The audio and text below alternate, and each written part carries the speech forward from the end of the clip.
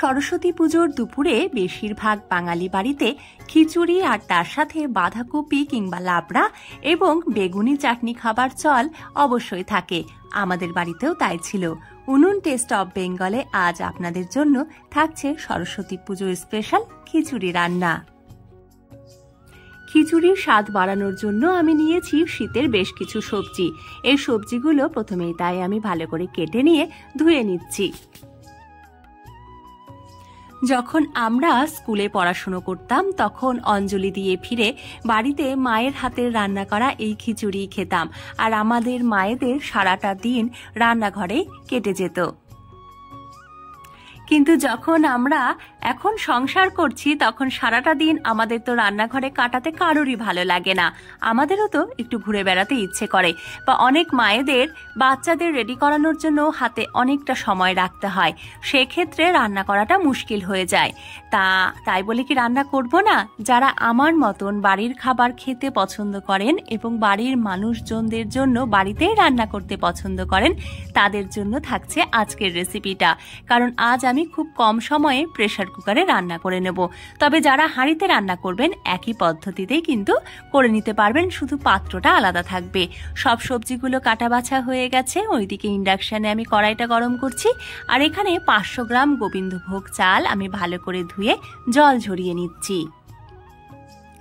যেহেতু গোবিন্দভোগ চাল খুব তাড়াতাড়ি সেদ্ধ হয়ে যায়, তাই জলে ভিজিয়ে না রেখে চালটা এখানে ধুয়ে নেওয়া হচ্ছে। 250 গ্রাম মুগ ডাল আমি শুকনো কড়াইয়ে ভেজে নিয়ে সেই ডালটা ভিজিয়ে রাখবো বেশ কিছুক্ষণ, এতে করে ডাল খুব তাড়াতাড়ি সেদ্ধ হয়ে যাবে। যে পরিমাণ চাল নেওয়া হবে তার থেকে অর্ধেক পরিমাণ ডাল নিলে খিচুড়ির স্বাদ হবে একেবারে অনুষ্ঠান বাড়ির মতন। এখানে আমি মুগ ডালগুলো এবারে ভেজে নিচ্ছি। হালকা বাদামি রং হলে কিন্তু ডালটা তুলে নিতে হবে, নইলে ডাল পুড়ে যাবে এবং খিচুড়ির স্বাদ ভালো হবে না। উনুন টেস্ট অফ বেঙ্গলে আমি পায়েল আপনাদের কাছে খুব সহজে বিভিন্ন ধরনের রান্না করে দেখাই। আজকের রান্নাটাও তার ব্যতিক্রম নয়, সেটা আপনারা বুঝতেই পারছেন। তাই আপনারা চাইলে ভালোবেসে উনুন টেস্ট অফ বেঙ্গলকে করে তুলতেই পারেন আপনাদের রান্নাঘরের সাথী। আর এরপরে দেখুন কড়াইতে আমি কাঁচা বাদাম অল্প একটু ভেজে নিলাম। খিচুড়িতে কাঁচা বাদামের পরিবর্তে বা কাঁচা বাদামের সাথে কাজু কিশমিশও দেওয়া যেতে পারে, আর নারকেল দিলেও কিন্তু খিচুড়ির স্বাদ খুব ভালো হয়। কড়াইতে আমি সর্ষের তেল গরম করে সবজিগুলো ভেজে নিচ্ছি, আর অবশ্যই দিয়ে দিচ্ছি অল্প একটু লবণ।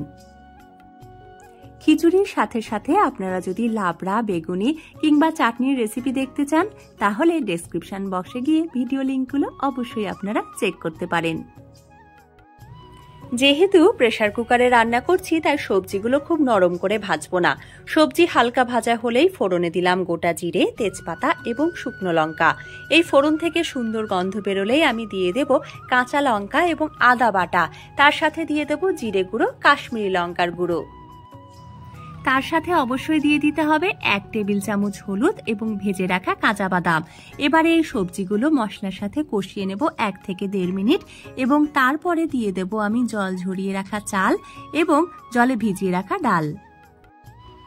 এবারে বলি জলের পরিমাণের কথা। যদি আপনি শুকনো বা ঘন খিচুড়ি খেতে চান তাহলে 2 কাপ চাল ডালের জন্য 4 কাপ জল দিতে হবে। জলটা উষ্ণ গরম জল ব্যবহার করলে ভালো হয়। আর যদি একটু পাতলা বা নরম খিচুড়ি খেতে পছন্দ করেন তাহলে 2 কাপ চাল ডালের জন্য 5 কাপ এখানে জল দিতে হবে। তারপরেও যদি মনে হয় যে আরেকটু জল দেওয়া দরকার তাহলে প্রথমেই দেবেন না, কারণ হুইসেল দেওয়ার সময় জল বেরিয়ে আসতে পারে। রান্না হয়ে যাওয়ার পর মানে ঢাকনা খোলার পর গরম জল দিয়ে আর কিছুক্ষণ ফুটিয়ে নিলেই কিন্তু সেটা অ্যাডজাস্ট হয়ে যাবে। আর খিচুড়িতে সবজি দিতে চাইলে সবজি সেদ্ধর জন্য একটু বাড়তি জল দিয়ে দিতে হবে। এখানে যেহেতু খুব বেশি সবজি ছিল না তাই আমি 1/2 কাপ মতন জল এক্সট্রা দিয়েছিলাম। হালকা আঁচে এখানে আমি 3টে হুইসেল দিয়েছি, কারণ আমার বাড়িতে সবাই একটু নরম এবং পাতলা খিচুড়ি খেতে পছন্দ করে। আর ঢাকনা খুলেছি প্রেসার কুকারটা ঠান্ডা হলে। মিশিয়ে নিয়েছি আমি 1 টেবিল চামচ ঘি আর 1/2 চা চামচ মতন গরম মশলার গুঁড়ো। খিচুড়িতে জল দেওয়ার সময় কিন্তু আমি দিয়েছিলাম 1.5 টেবিল চামচ মতন চিনি। এটা আমার দেখানো হয়নি তাই সবশেষে আপনাদের বলে দিলাম। রেডি হয়ে গেছে আমাদের স্বাদে গন্ধে অপূর্ব সরস্বতী পুজোর স্পেশাল খিচুড়ি।